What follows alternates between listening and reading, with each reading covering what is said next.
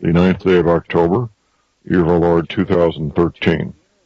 Welcome to the John Moore Show. I had a conversation yesterday with a friend, and inadvertently he mentioned something that, before I even mentioned it, that one of his friends told him about Chinese troops arriving at Kansas City International Airport over the weekend, this past weekend of the, what would that be, the 5th and 6th of October. And then I told him that this was confirmation of a report I'd got out of Wright-Patterson Air Force Base. Let's back up a little bit here.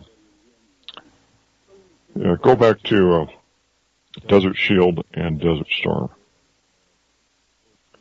During Desert Shield, for a number of months, better part of a year, the U.S. military was moving by ship and by airplane all the heavy implements of war to Saudi Arabia, preparing for the invasion of Kuwait. And the last 30 to 60 days, and mostly the last 30 days, is when the troops arrived.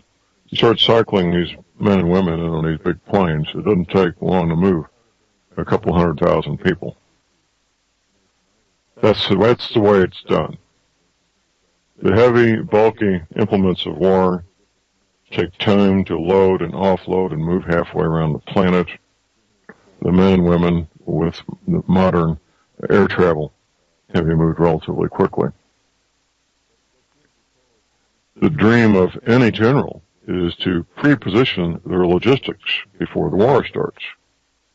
I can certainly imagine General Patton, the Third Army, would dearly have loved to have had diesel fuel pre-positioned waiting for them as they were rushing across Europe. So here's the deal. We have independent confirmation from sources that don't know each other that CHICOM, Chinese Communist troops, are in fact moving into the continental United States. When they arrived at Wright-Patterson Air Force Base, they arrived in C-130s from some unknown destination overseas, possibly Mexico, doesn't matter where they came from. Aircraft coming into the United States from a foreign country, landing at a U.S. military base, are not subject to customs and immigration inspections. They aren't.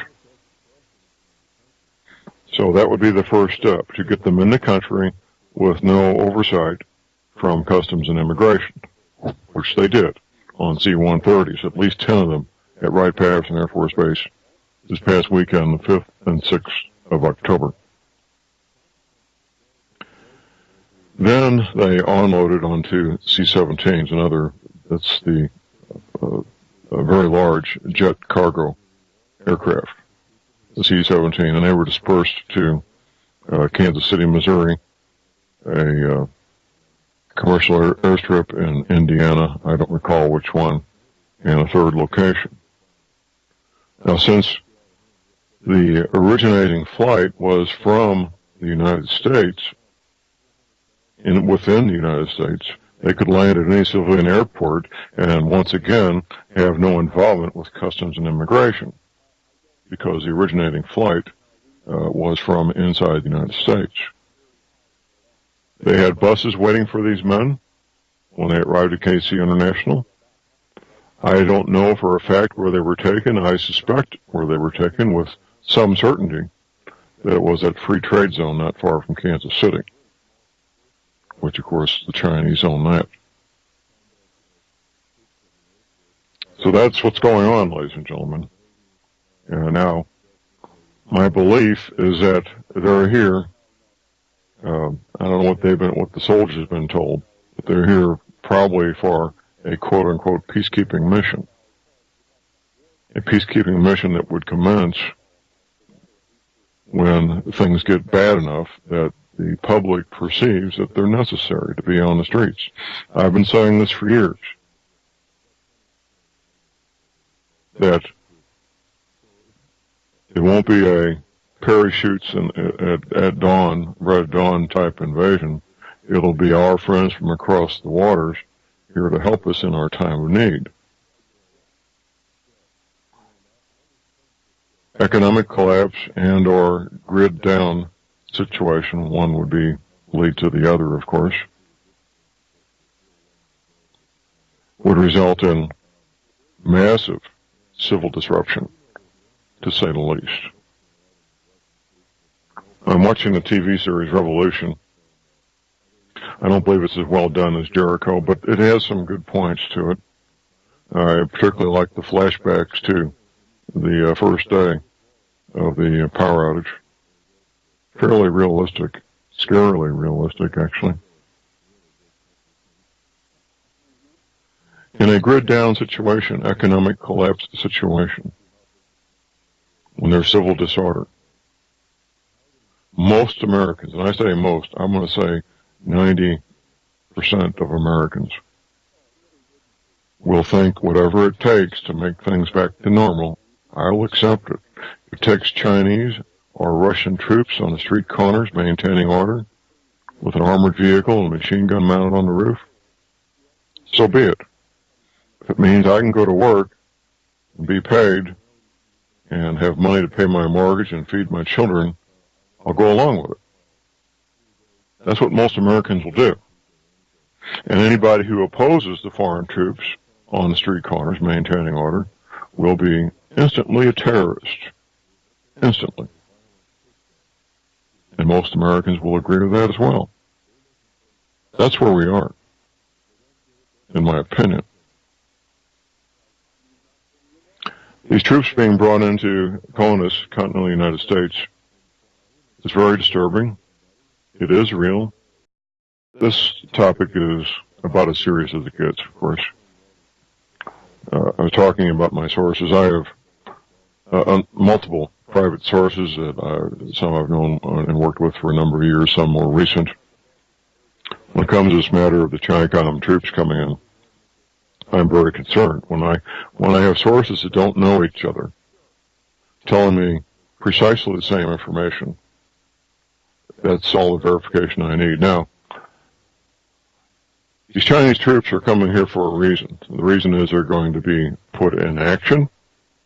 That would not be done a year before they're needed or 6 months before. Possibly 90 days. Possibly. But more likely 30 to 60 days. Is much more likely. These Chinese troops at the free trade zone near Kansas City, Missouri, I am sure are comfortable having hot showers and hot meals and doing their calisthenics every day, having training classes, getting up to speed on some basic English fundamentals, learning the topography and the streets that they'll be assigned to work in, and so forth. That's happening right now. They probably have a morning formation at 0700. I would not be surprised. That's when I had my morning formation, was 0700, what we used to call Dark 30. This is serious stuff. This is as serious as it gets. I'll be talking to a number of people today, possibly scheduling a conference call or two about contingency planning with a number of groups of people I'm working with. Everybody's got their own situation. What will you do when the rubber meets the road with foreign troops on the streets of America enforcing martial law? That's what we're looking at. Quite frankly, that's what we're looking at. Now, it may not be martial law. It could just be an outright invasion. It's going to be one or the other. I think the martial law scenario where they've been invited here as UN peacekeepers to help maintain and restore order is the more likely.